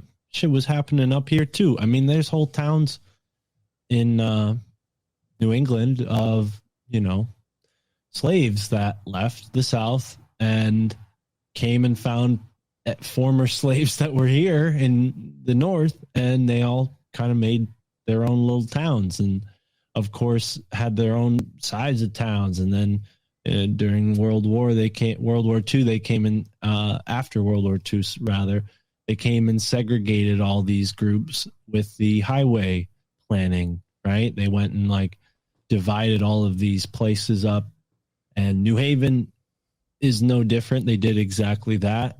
I-91 and I-95 literally create like this divider line between Fairhaven, which is pretty poor, impoverished area, and Yale's campus, which has like $1 million homes, and doctors live there, professors, like big time money in Connecticut, and not to mention Yale sort of innovated this practice of claiming state land for school research. So Yale has a lot of land that they own across the state of Connecticut, and New England as well. I think they, for research purposes, own a bunch of stuff, and other colleges took that practice up. And that's a big reason why a lot of the mounds were destroyed for research purposes, right? They would claim the land, smash the mound, pull all the stuff out of it, and then take the stuff and hide it in some basement. And one of those basements is in New Haven. A couple of those basements are in New Haven. And I'm looking at an aerial view of Harvard, and you can start seeing the different lines and the geometry, and also the Jekyll Island, where arguably they say that the Federal Reserve was born, right? The creature of Jekyll Island. You have the Rockefeller cottage that is built on the mound where it was Right. allegedly an altar or a burial site. So I think that these elites are tapping into these vortexes where either energy is harvested or these are centers where energy can be concentrated in some sort of way to be able to literally manipulate reality in itself. That, you know, what I'm that's showing, what I think. what I'm showing you here is the Deer Island Club. When you said Jekyll Island, I thought of Deer Island. And what's interesting about Deer Island is it's a Skull and Bones retreat that only the graduates from Yale, who are also parts of Skull and Bones, they're called the Patriarchs. They graduate from Yale, and then they're able to go and visit their alumni friends at the club here on Deer Island. And Deer Island is in between the borders of New York and Canada in the river that separates Canada and New York State, right before it becomes the Lake Erie, right? So what's really interesting about Deer Island is it's a part of a chain of islands called the Thousand Islands chain. That's where the term Thousands Islands dressing comes from, like the salad dressing. Really? It's not a it's not Caribbean. It's actually from upstate New York, believe it or not. I when I first heard Thousand Islands, I'm like, oh, this is some kind of tropical dressing. No, not at all. It's from upstate New York. It's pretty much Canadian. But Wow.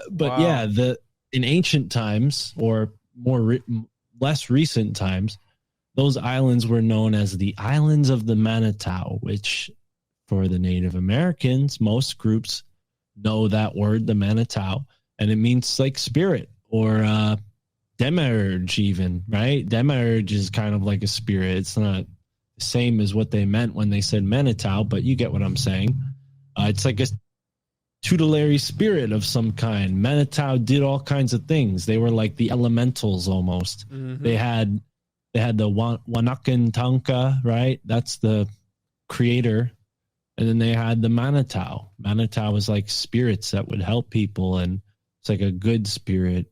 Different tribes have different, explanations for their spiritual beliefs. And also the people recording these spiritual beliefs, again, were biased and not always the most accurate. So, yeah, we have several different names for Manitowo. It's pronounced differently. Some tribes don't even utter the word. They'll only write it down. So I hope I'm not offending anybody by saying it. But yeah, it is interesting that Skull and Bones has this fascination with conquering the Native Americans in this spiritual way, defeating them spiritually. And I think Yale is partly to blame for that. And that's why they would have an island in the Manitowo Islands.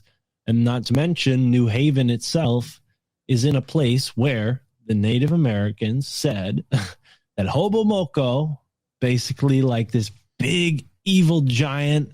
He wasn't particularly evil, but he wasn't on the human side. He was this huge giant. He didn't like humans. He didn't like anybody. He had a brother named Kitan, and Kitan was a giant as well. And Kitan and Hobomoko fought, and Hobomoko died and laid down on the ground and was covered by the earth and became the mountain known as Sleeping Giant Mountain, which is only a couple miles away from New Haven in the town north of it called Hamden. Hamden, pig, ham, a den of ham. The family crest of Eli Yale has a boar on it, aka a pig or ham.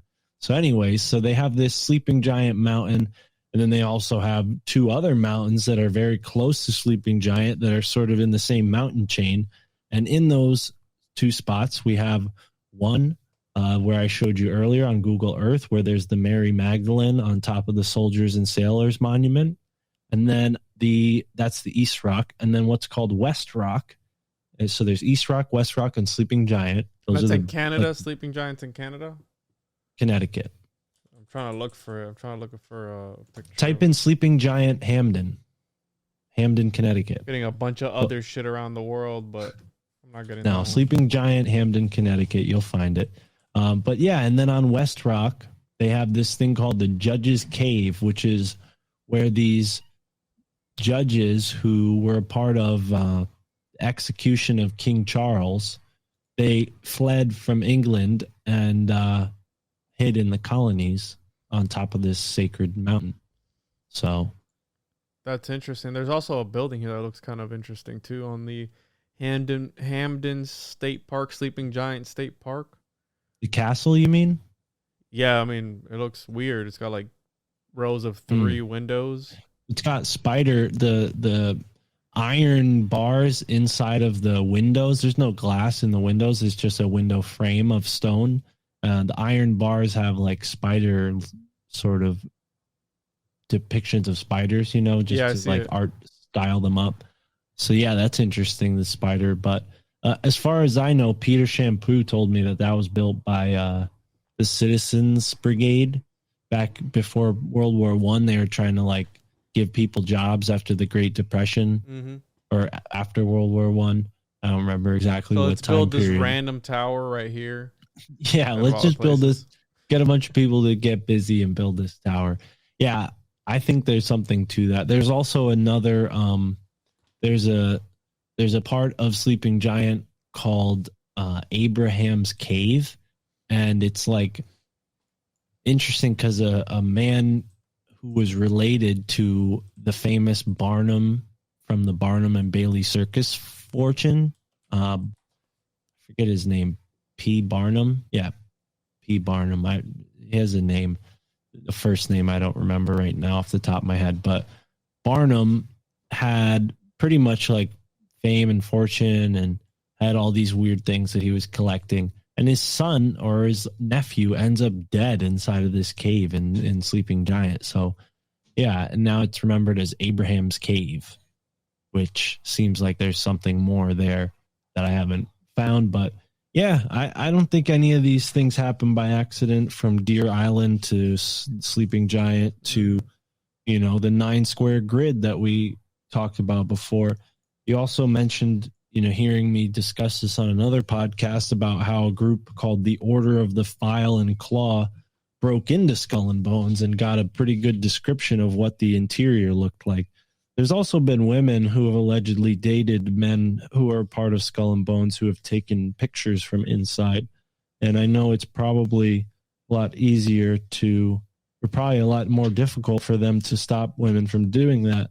So they probably just ban anyone that isn't initiated from being in there altogether now that phones are so ubiquitous. But back in like the 60s and 70s, there's like a couple pictures of women that tried to take their picture inside of Skull and Bones, and who knows what happened to them or how those pictures ended up on the internet. But yeah, these guys, they broke into the building. They drew schematics of what the building looked like.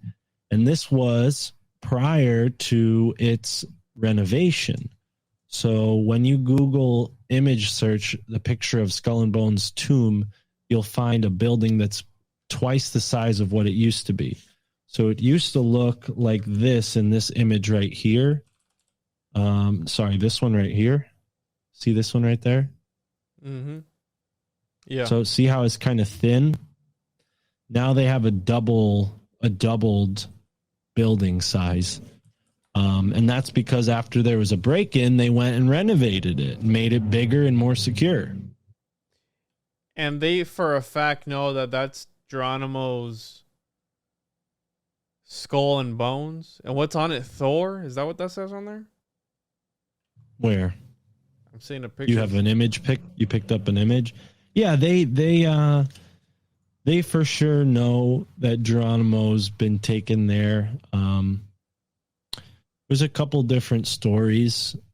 The most damning evidence for me is the fact that the U.S. Army went and cemented over Geronimo's grave in Oklahoma and put this monument over it, making it impossible for anybody to actually go and see if his body is in there. And just think about that. Like, if you look at what the Egyptians did and all these other cultures did to preserve the dead and leave the dead with their belongings so that in the afterlife they would have their belongings. I mean, think about it. Geronimo's out there in the afterlife headless, bro. He's a floating head, you know? Oh, he's Like, a this body is- without a head, because Yeah. there's also a similar story to the Seminole tribe, either Seminole or Osceola. I think it's Osceola, where allegedly he is the, you know, the typical Indian man at these tobacco shops, like the mannequin. He is the one that's modeled after, like the typical indigenous person. And according to the story is that the doctor that was taking care of him before he died, after his funeral, he opened up his casket, cut his head off, and took his head to put it up on display in St. Augustine. And at this fort of San Marcos, there is the legend that there is a headless corpse that walks around at night that you can see at night. And it's supposed to be Osceola terrorizing, because he was held as a prisoner there for a very long time, along with other indigenous people. But again, this idea of having a relic from an indigenous person that gives you some sort of power. You have the relics of the saints, right? Saint Augustine, you have his 2 wrist bones, you know, his 2 whatever bones here on your wrists. You have that. So like this idea your that radial and your ulna. your radial and your own, yeah, well, it's really weird, because it's just like a tomb, and then they just have those bones, like, you know what I mean? So this idea that you can have these relics, and I guess they give you power. I'm not 100% sure why they would want to do something like that. But again, we're dealing with people, you know, in the Bible, it says don't practice necromancy, not because it can't be done, but because it can be done. So there's also that aspect to that as well, where, you know, there are certain mixtures in the Bible that it warned against. So you have alchemy, you know, where you mix certain things together and you can come up with a whole bunch of different things. It's like, hey, don't mix these things up because it's forbidden. Well, why is it forbidden? Because things happen. You know what I mean? Like, what happens? Well, don't do it because it's bad. So you have that idea as well. You know what I mean? Right. Yeah, man. You know, like I said, this has been really helpful for me. I feel like I was more organized than I expected to be, but it is like such a huge topic that every time I talk about it, new things come up. Like I've done this same conversation on Grimerica's show and the Macroaggressions podcast. So I'm really grateful that you asked me to come on here and share this stuff with you. And I can promise anyone who listens to this that if you go and listen to those 2 shows, you'll hear other aspects of my research as well as some of the same things you heard already. But those were months ago. Now it feels like. So I've learned a couple things, new things since. And yeah, man, I'm kind of a little tired, to be honest. I don't know how much more I can do. I had a long day, but yeah, there's definitely like connections to the JFK assassination, Hitler, the Nazis, CIA, obviously. The first spy in American history, Nathan Hale, his statue is in New Haven. He was from New Haven. He was a graduate of Yale University and a member of one of the first secret societies, because Yale had a whole wave of secret societies that existed before Skull and Bones, Linonia, Cretonia, and the Brothers in Unity. And these were debating societies. And back then, the curriculum at Yale was based on the classics, and it was based on the Old Testament. So they were learning Hebrew. They were learning Hebrew, and they were studying the Greek and the Roman cultures. So this idea of mystery schools obviously was very inspiring, because they went and started all of their own mystery schools. And yeah, I mean, they've done a good job of disguising these mystery schools. They called them debate societies, and some of them became actual political groups, you know, the political union. A lot of very influential people have been a part of Yale's political union. If you go and look that up on Wikipedia, like every single person on that list has their own Wikipedia page. And that should tell you something. Like, how many schools have graduates where every student, for the most part, eventually at some point in their life has a Wikipedia page. I mean, come on, bro. Like, That's what I was and saying. I don't do all my research on Wikipedia, but that is a great place to start. And I know there's a lot of Wikipedia haters out there, but it is what it is. But I'll say that my research comes from the following books, just to be real sure and let people go and look for themselves as well. Fleshing Out Skull and Bones. This is put together by Chris Milligan, Anthony Sutton, Howard Altman, a couple other people are mentioned in there. And then, of course, America's Secret Establishment by Anthony C. Sutton. I could just keep pulling books up. I mean, this book helped a lot. Michael Hoffman's book, multiple books. So, yeah, there's a lot of research to still be done. And I appreciate you letting me come on here and share it, dude. Yeah, dude, I had never talked about Skull and Bones ever before. I had honestly never looked into it. It's very fascinating, everything you said. I think it was pretty organized, dude. I mean, and that's the nature of how a conversation goes every now and again. You know, I don't know if you listen back to a podcast and you're like, man, I should have said this about this because I remembered it while I was listening to it. But hey, it's part of the process. And I think it was great, bro. Really insightful, really interesting, especially, you know, when you start getting into all these elite clubs and secret societies and all that shit. It's like, why? You know, like you said, why New Haven? Why this place? And it's all laid out mathematically, alchemically, and they know what the fuck they're doing. Magically, they know what the fuck they're doing and why they're doing it. So it was really fascinating. Can you share with the listeners where they can find your podcast and look for you, for those that stuck around this long? And we'll wrap it up there. Oh, man, I'm sure everybody stuck around this long, not even because of me, but because you have a great show. And it's a pleasure to do our own podcast together called Illuminati Confirmed. We have a comic book that's coming out called The Chosen One, surrounding, sort of like the energy that we've created with Illuminati Confirmed. So I'm excited about that and where that goes. And of course, Juan is a huge part of that comic book. It's called The Chosen One, which is dope. It was going to be called Illuminati Confirmed, but copyright prevented that. So yeah, check that out. I would love for more people to listen to that. Definitely gets as many listens as my other episodes, though. But I do the My Family Thinks I'm Crazy podcast. I have another podcast with Michael Juan called Your Handbook for the Apocalypse. And I also do a podcast called The Free Thinker Society with Mike Romanelli. So doing a bunch of different things. I have a new podcast on the way with the homie Romy. Hell yeah. That's going to be exciting. I don't know how frequently we'll do it, maybe once a month to start, but it's a really cool concept. And I don't think there's any other podcast like it. So, and same thing with Illuminati Confirmed. I mean, I love doing, different types of shows and learning how to do this podcast thing in a variety of ways, because the way I am on the My Family Thinks I'm Crazy podcast, it's a lot different than how I am on Illuminati Confirmed. And, same is true for you, right? So if people want to see Juan more laid back, come and listen to our show, Illuminati Confirmed, which you can find here on the One-on-One podcast feed. Yes, sir. Absolutely. Yeah. I let loose there, and it's always fun, dude. Oh, you can come on whenever you'd like. Always fun to talk to you. And I think we talk on the phone a lot. A lot of our conversations could be podcasts on their own, but we're not always recording.